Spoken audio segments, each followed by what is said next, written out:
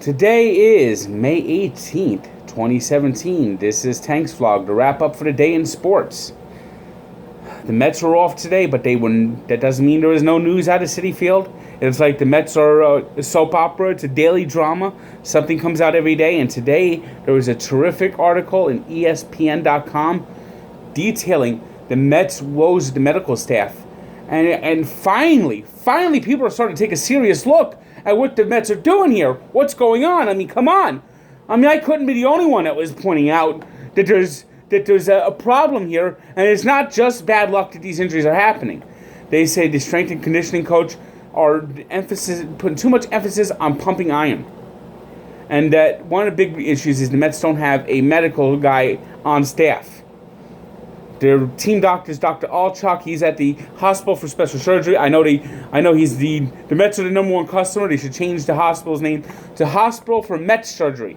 The Mets keep that place in business. The Mets are make that place so profitable, they should put a Met logo on front of it. And one person who seems to be taking a role in player health is Jeff Wilpon. Are you kidding me? Asshole son seems to be a cause of the Mets' problems. Asshole son needs to go away.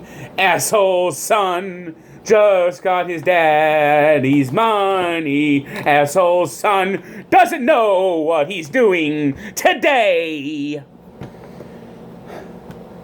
That's for Chris Cornell. Rest in peace.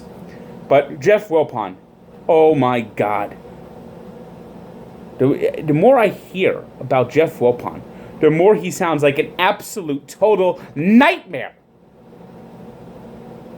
Fred Wilpon, along with Nelson Doubleday, brought the Mets when they were at their lowest point in 1980. And they were in the background. They put Frank Cashman in charge. They never got involved in anything. And that's an owner's role. Put a baseball guy in charge. Get the hell out of the way. Open up the checkbook. Write the checks. Get out of the way. And when he brought out Nelson Doubleday in 2002, he brought it out because he wanted his son to get more involved. That's one of the main reasons he forced Nelson Doubleday out in 2002. And Nelson Doubleday was terrific for this franchise. He was key in them getting Mike Piazza. And the Wilpons have really not done a good job. They've really not. You had the whole Bernie Madoff situation. I don't understand how they were not forced to sell after Bernie Madoff, and the Picard situation where they got sued, and then they had to cut / payroll, and they've used that for an excuse for so many years. And now Jeff Wilpon, what's he doing? Why is he involved in the medical decisions? Why? Can someone answer that for me? Why is this guy... He needs to... when an owner gets too involved in decision-making and day-to-day management, starts micromanaging, you have a situation like the Washington Redskins. Look what Daniel Snyder's done to the Washington Redskins. If this continues, it's going to be Jeff Wilpon that people are going to start looking at as a major cause in the Mets' problems. They need to get a medical guy in here, change the whole medical staff, new trainer, new medical, a whole new situation, new way of thinking, new strength and conditioning coordinator, and stop emphasizing on pumping iron. That's why all these injuries are happening a lot of times. Because these people are too muscle bound. They have no flexibility. They're like too strong. And that's where you get sprains. That's where you get tears. Look at me. Fat doesn't get strained. You never get strained with fat. No NBA tonight, so the NHL took center stage. Game 4 in Nashville between the Predators and Ducks. And for 2 periods, the Ducks absolutely dominated that game. And they were firmly in control. Almost had a 3-0 lead. Pekka Rinne made a few good saves to keep Nashville in the game. And then at the end of the game, all of a sudden, Anaheim took some bad penalties. And Nashville came back, tied the game, forced overtime. And then what you got is a lot of credit. Mike Fisher was out in the overtime, so that would hurt Nashville. And then you had Corey Perry with his third overtime game winner of these playoffs. I mean, he's had a game winner in every round now. I mean, if that doesn't say Conn Smythe winner, I don't know what does. And the Ducks tied the series Game 5 Saturday night in Anaheim. That's going to be key. Whoever wins that game is going to have a big leg up. I mean, you got to love it. You got to love these playoffs. I mean, yesterday's game notwithstanding in Ottawa, every game has been terrific in the conference finals. Jamal, Pittsburgh will have to try to go out there and tie it in Ottawa. They're going to have that huge crowd, that loud crowd noise.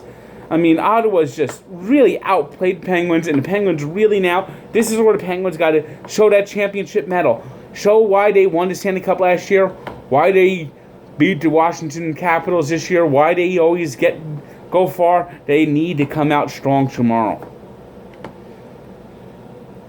NBA, meanwhile, Western Conference Finals is in a huge delay break there. Maybe that could help the Spurs. That doesn't resume to Saturday night. Maybe Kawhi Leonard could get back on the floor.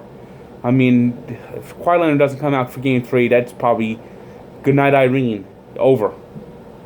And then you have tomorrow night, the Celtics must win. If the Celtics don't win tomorrow, it's a sweep. Bye-bye. So long. Farewell. I mean, I can't see the Celtics go down 2-0 going to Cleveland and stealing a game there. So if the Celtics want to have any chance of winning that series, they need to come out and win tomorrow. And hopefully, at least we have something interesting. I don't want to see sweep after sweep. Come on, someone make something interesting happen in the NBA.